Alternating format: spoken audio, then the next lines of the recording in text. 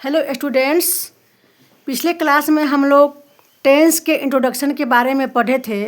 आज के क्लास में हम लोग को प्रेजेंट इंडेफिनिट टेंस के बारे में पढ़ना है, जिसे सिंपल टेंस भी कहते हैं, सिंपल प्रेजेंट टेंस भी कहते हैं।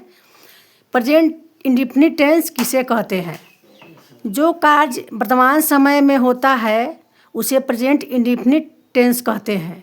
यानी इंडेफिनिट का मतलब है अनिश्चित। जो कार्य होता तो है लेकिन अनिश्चित है, डिफिनिट नहीं है।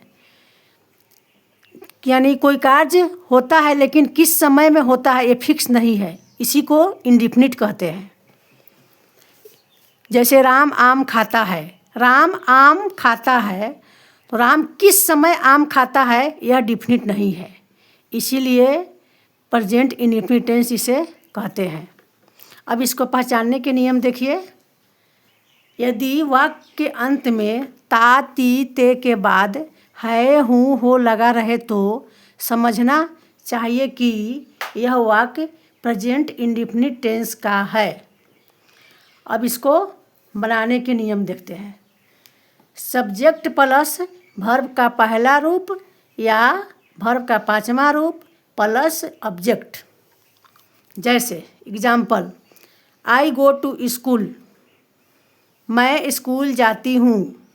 Ram eats a mango, Ram आम खाता है। सी गोज टू गार्डन, वह बगीचा जाती है।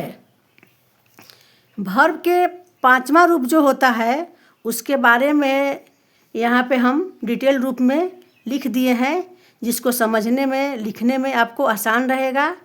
जैसे थर्ड पर्सन सिंगुलर नंबर के साथ, यानी थर्ड पर्सन सिंगुलर नंबर के वर्ब में एस या ईएस लगता है। यदि वर्ब का अंतिम अक्षर कंसोनेंट हो तो एस लगता है, और वॉवेल हो यानी ए ई आई ओ यू हो तो ईएस लगता है।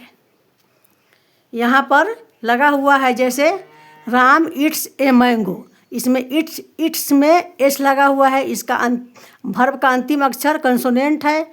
इसी तरह से सी गोज टू गार्डन, इसमें गो में ईएस लगा हुआ है, वर्ब का अंतिम अक्षर वॉवेल है इसलिए इसमें ईएस लगा हुआ है। आज के क्लास इतना ही पढ़ने देते हैं, फिर मिलते हैं नेक्स्ट क्लास में। Thank you.